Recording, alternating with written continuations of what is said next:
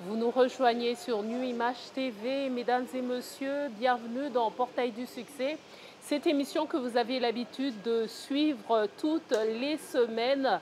Et une fois de plus, on se retrouve pour un nouveau numéro et avec une nouvelle invitée. N'oublions pas de remercier ceux qui nous reçoivent dans ce beau cadre. Il s'agit du restaurant India où l'accueil est chaleureux.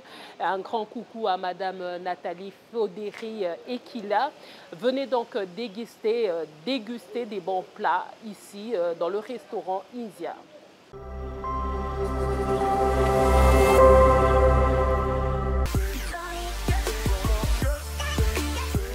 Madame Justine, bienvenue dans cette émission. Merci. En tout cas, dans cette émission, nous avons un accueil chaleureux. Prenez place. Merci beaucoup, madame. Alors, Madame Justine, j'espère que vous allez bien. Oui, ça va. Dieu fait grâce et vous, je pense. Vraiment, ça va. Alors, vous êtes présidente de la fondation JMK Bonheur pour tous ou Bonheur de tous. Vous l'appelez Bonheur de tous, mais certains l'appellent Bonheur pour tous. Pourquoi?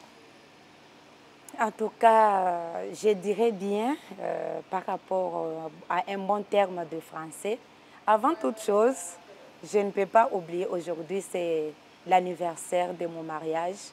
Je totalise 19 ans de mariage. Je salue mon mari, Poncien Kalombo, Nzamboka, mon chéri, le père de mes enfants. Et puis, je salue mes beaux et jolis enfants que j'ai, qui sont maintenant à la maison. Je salue mon grand frère Josué Mukengeshaï. Je salue mon coach John. Je salue DG Michel. Je salue tout mon comité de la fondation JMK Bonheur de tous. Par rapport à cette différence que vous venez de me poser, d'après moi, la fondation était intitulée Fondation JMK Bonheur de tous. Okay. Ce n'était pas pour, mais c'est par d'autres personnes, par leur appellation. Ils se disent que c'est pour tous, mais d'après moi, c'est de tous. Alors, on va signaler à notre public que vous appelez Justine Mujinga Kalonji et que vous êtes plutôt la présidente, j'allais dire la présentatrice, vous êtes la présidente de la fondation JMK Bonheur de tous. Quelle est la mission de cette fondation? Ok, merci beaucoup pour ta question. La fondation JMK Bonheur de tous a plusieurs objectifs ou a plus de missions. Les objectifs que nous parcourons ou la mission que nous avons dans la fondation, la première des choses, c'est la formation que nous donnons à la jeunesse, même aux adultes. Ils doivent apprendre aussi. Parce que dans la vie, nous devons nous compléter. Parce qu'il y a des fois, on a étudié, ça fait longtemps, nous oublions d'autres matières, vu la circonstance, vu la période, vu la négligence, vu peut-être le voyage ou bien un manque de travail, on risque d'oublier. Alors sur ce, nous appelons tout le monde à la formation pour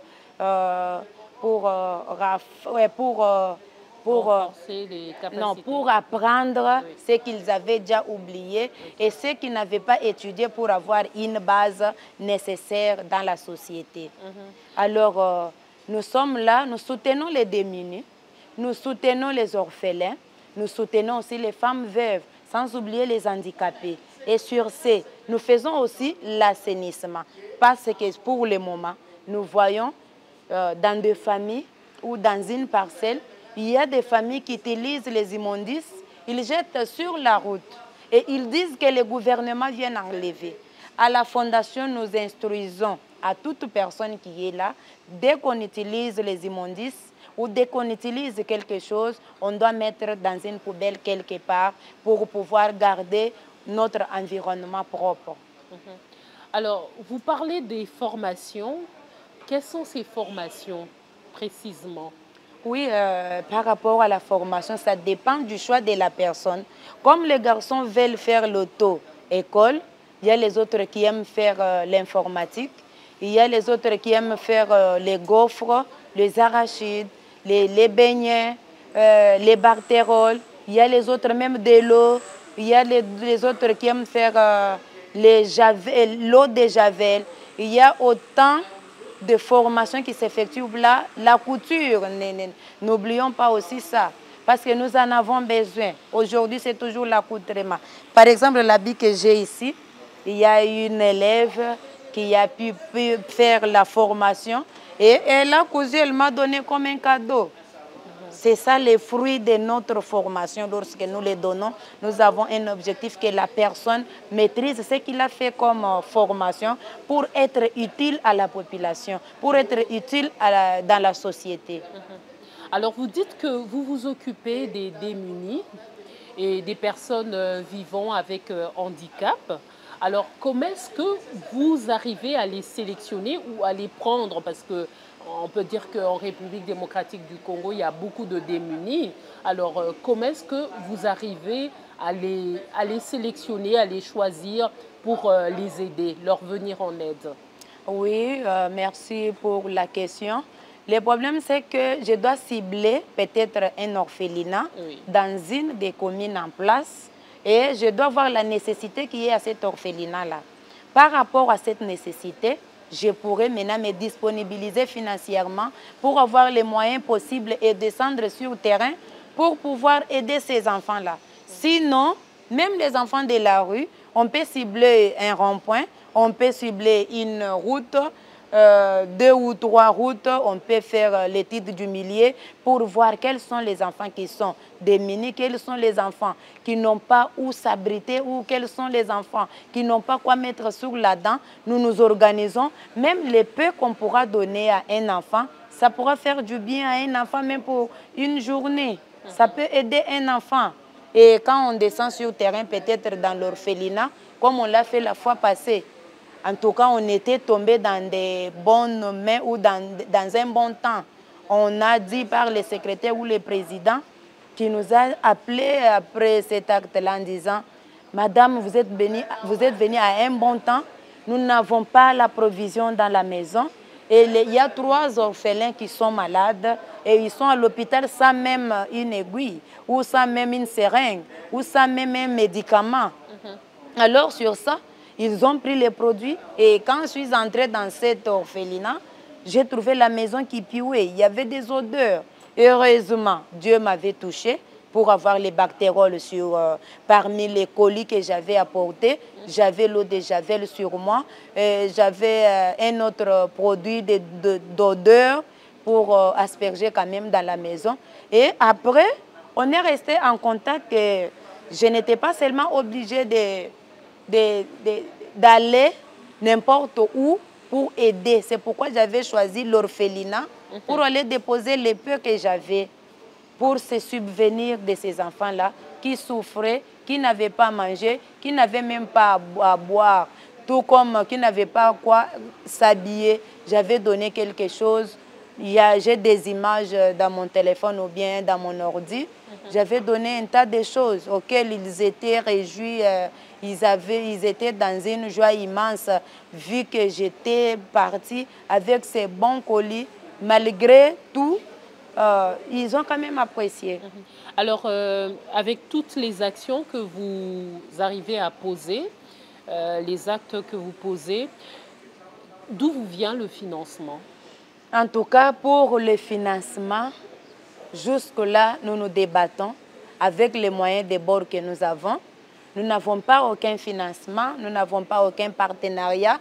Par là, je lance un message aux diaspora, je lance un message à toute bonne personne qui a un cœur de compassion, qui a un cœur de partage, qui a un cœur de social pour pouvoir songer à la fondation. Parce que je sais, il y a des personnes, ils en ont beaucoup, mais ils n'ont pas cette volonté.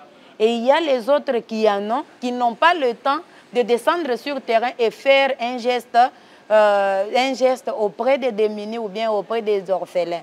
Sur ce, je lance l'appel pour appeler tout le monde animé de bonne foi, de songer ou bien de contribuer, de donner quelque chose à la fondation pour les survies de la fondation. En faisant tout ça, c'est toutes les communes, c'est toutes les provinces, qui recourent maintenant à la fondation, vu les dépenses ou bien vu les actions que nous menons sur le terrain.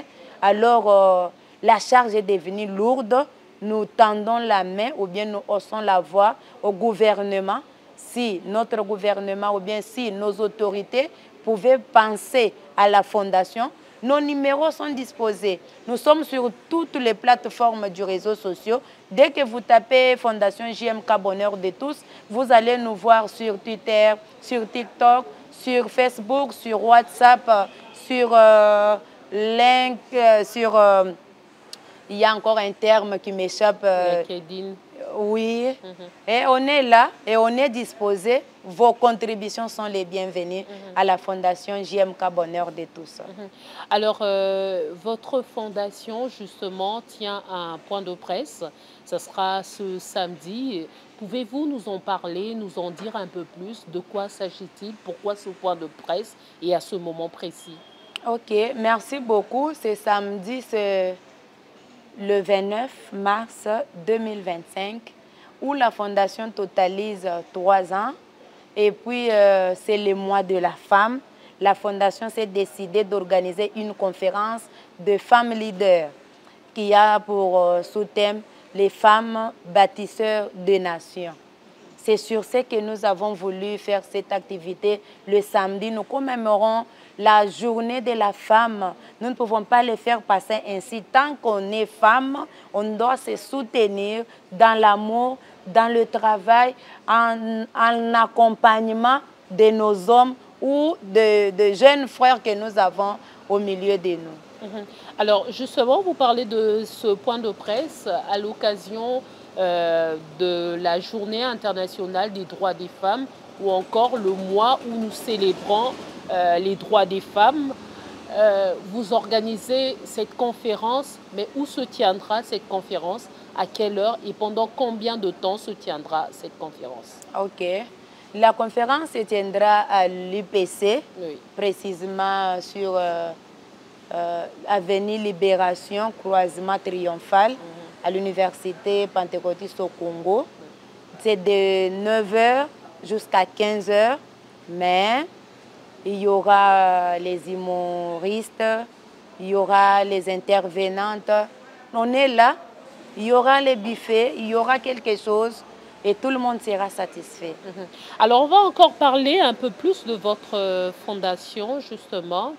Combien de membres comptez-vous dans votre fondation? En tout cas, on a beaucoup de membres pour le moment. Nous avons plus de 50 personnes à la fondation ici. Précisément, je parle d'abord à Lingwala où se tiennent des réunions. Mais dans toutes les communes, il y a la fondation. Il y a des personnes qui sont là. Nous cherchons les personnes de bonne volonté, les personnes qui se donnent bénévolement, comme la fondation aussi se veut. Tant qu'on n'a pas encore eu le financement, nous travaillons bénévolement pour aider notre pays et pour la valorisation d'un être humain que nous sommes. Alors, quelle est l'extension de votre fondation? Êtes-vous simplement à Kinshasa ou vous avez des représentations également dans d'autres provinces? Non, nous avons des représentations dans d'autres provinces. Kasai, Mbujimaï, Kananga, Likasi, Ituri, Goma. Il y a encore, j'oublie encore les noms, Bounia, on nous a appelés là. Et c'est vers la fin de l'année qu'on va continuer dans d'autres provinces qui restent pour installer partout la fondation. Alors, dans cette fondation, il ne s'agit que des femmes qui s'y retrouvent ou les hommes également? Non, il y a les hommes. Le DG de la fondation, c'est Michael Chibouaboua. Il y a des hommes. Les trésoriers, c'est Poncien Kalombo. Les cordons, Jean-Claude Kalonji. Il y a cordon Cicéron Loufoulabou. Nous avons cordon Pierre. Nous avons cordon Aristote. Nous avons cordon Génovique. Nous avons autant de garçons qui sont à la fondation. Il y a plus d'hommes que des femmes? Non, il y en a parce que vous avez posé une question par rapport aux hommes. Il y a beaucoup de femmes. On ne peut pas accepter les femmes. Tant que je suis femme, c'est les femmes qui m'accompagnent aussi. Les hommes sont là pour un bon accompagnement. Tu sais, là où il y a les femmes, il faut que les hommes ils soient là. Il s'agit d'une société également. Si. Voilà. Alors, en parlant justement de la femme, quelle est la place de la femme dans votre fondation? La femme gère. C'est la femme qui a la sociale dans ses mains. Donc, toute orientation, dès qu'on fait même une descente, c'est une femme qui doit nous donner les programmes ou les calendriers de la dépense que nous devons effectuer pour une dépense quelconque. Alors, en parlant toujours de votre fondation, bon, on va parler de votre fondation, mais on parle également de vous en tant que femme également. Parce qu'à un moment, dans les coulisses, vous nous disiez comment est-ce que vous débrouillez pour financer cette fondation, les activités que vous tenez à gauche et à droite, l'entrepreneuriat également, ça vous aide à financer cette fondation. Vous disiez au fait que vous vendez certains articles et tout ça. Est-ce que vous pouvez encore nous en parler, cette fois-ci face à la caméra? Ok, merci beaucoup. Le premier financier, c'est mon mari d'abord. Okay. C'est lui qui me soutient beaucoup. Malgré ce que je débrouille, c'est lui qui débourse beaucoup. Il a mis aussi la volonté et il a aussi ses cœurs de partage qui donnent, qui financent sans toutefois regarder à gauche et à droite. Malgré mes moyens, les peu que je peux avoir ou les peu que je peux débrouiller, je débrouille ainsi en ajoutant sur ce que mon mari donne pour poser les actes sur le terrain. Alors, vous avez parlé de la mission de votre fondation. Vous avez parlé également des objectifs que vous vous êtes assignés. Alors, d'où vous êtes venu cette vision de créer cette fondation? Ok, merci beaucoup. La vision m'est venue une fois en 2020, si je ne m'abuse pas. J'étais dans une commune en place. Il y avait la route qui était asphaltée, qui n'était pas en bon état. Oui. Et il y avait les coulounes qui dérangeaient souvent dès qu'il est 18 h. Vous allez voir les filles qui passaient, les coulounes qui agressaient de l'autre côté. On violait les filles, on tabassait, on ravissait les sacs et les téléphones. Et je me suis dit, j'ai passé là malgré un véhicule, mais les piétons, ce n'est pas chaque jour qu'on est véhiculé. Il y a un temps, on fait les pieds. J'ai fait les pieds et j'ai vu que la route n'était pas bonne à utiliser. Et je me suis dit, je fais constat de façon qu'il y ait peut-être un député, peut-être quelqu'un d'honneur qui pourra arranger cette route. J'ai vu l'année passée, une autre année passée. Je me suis engagée en disant, on est là, l'environnement c'est nous, c'est moi. Je ne peux pas attendre quelqu'un d'ailleurs parce que cette route était, je pense, 2 à 3 parcelles près de là où j'étais. Alors je me suis décidée de chercher les camions de caillasse pour qu'on vienne quand même mettre sur cette route parce que ça prenait à peu près 4 parcelles. La route là avait une erreur de 4 parcelles à peu près. Et je me suis dit, et si j'arrangeais, ça allait faire quoi? C'est pour le bien de tout le monde. Et j'ai déjà appelé les camions, il est venu faire les constats. On a vu seulement les agents de l'État qui venaient pour dire qu'est-ce que vous faites, pourquoi vous le faites et qui vous a envoyé. Directement, on m'a cherché, on m'a appelé pour dire, madame, on était venu faire les constats du lieu pour voir combien de camions on peut ramener. Mais il y a une condition, on a besoin de vous. En descendant sur le terrain, j'ai écouté, on m'a exigé à payer les frais avant que les camions puissent travailler sur les terrains. Okay. Et je leur ai dit, si vous exigez beaucoup, comment est-ce que je pourrais les faire? Parce que je dirais quoi? Je n'ai pas du tout les moyens favorables pour donner à la commune et puis payer les propriétaires du camion pour les caillasses. Alors, Je suis restée, j'ai plaidé, on n'a pas pu accepter. On m'a posé la question en disant, tu n'es ni ONGD, tu n'es ni une fondation, tu n'es ni n'importe quoi pour prendre cette responsabilité. Ça, c'est la charge de l'État. Et puis, comme les filles étaient agressées avec les koulounes, de temps à autre, on violait les filles qui pleuraient, même des petites filles. Donc, ça faisait du mal. Je me suis dit, ah, qu'est-ce qui peut m'empêcher de faire pour aider les filles pareilles? Parce qu'il y a les autres, leurs vies sont un peu bafouées à travers ce genre d'attitudes ou de comportements. Que je fasse ça pour prévenir au soutien des filles mères délaissées ou pour les filles, je dirais quoi, les filles qui n'ont pas de soutien, ou soit on peut aider notre pays ou notre environnement en arrangeant quand même la route avec l'épée qu'on peut avoir.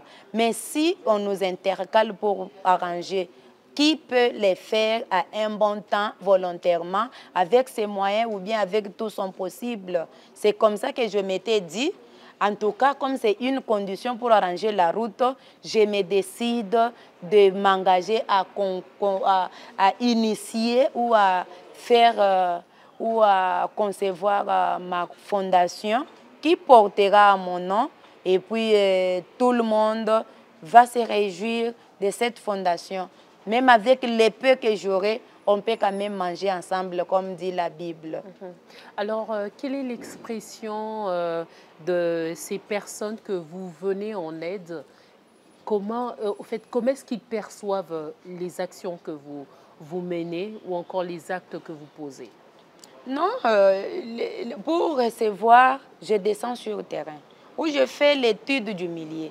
Je peux descendre tel que je suis là. J'étais sur le terrain. C'est comme ça que vous m'avez reçu tel que je suis. J'étais sur le terrain à la commune de Nsélé. Il y avait un enfant qui était mort. L'enfant dormait. On réveille le matin. L'enfant ne se réveillait pas. Directement, il est mort.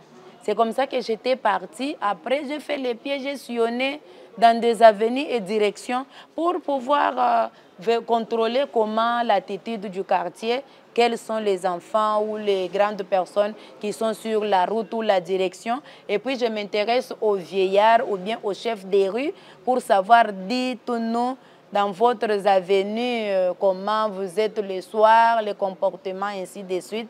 Et s'il me dit, comme il m'a dit que non, mère, Mikolo, Yoizakaka, dès que vous marchez tardivement, on vous agresse. Mais si tu cites les noms d'une personne du quartier, on vous relâche, donc on connaît que vous êtes des nôtres.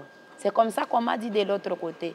C'est comme ça qu'en faisant cette enquête, je saurais que non, sur cette avenue ou dans telle commune, je peux descendre sur le terrain et je peux voir telle personne qui pourra m'aider avec les informations pour pouvoir pallier à mon besoin sur le terrain.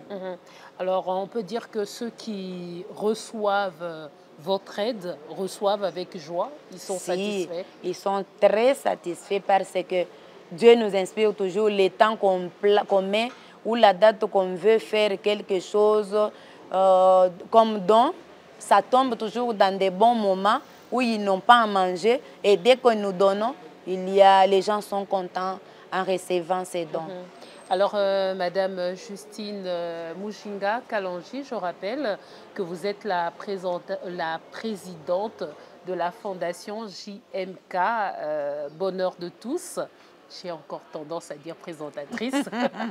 Peut-être que je pense à moi. Voilà. Ouais. Alors, merci d'avoir répondu à notre invitation. Merci beaucoup, madame. Merci d'avoir suivi Portail du Succès. Je vous invite tous à vous abonner et d'être réguliers. Regardez régulièrement Portail du Succès. Merci à la grande équipe technique qui nous a accompagnés.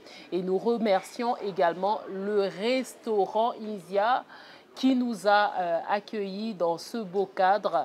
Merci beaucoup et bonne suite de programme. Et nous allons nous lever pour faire un au revoir à notre public.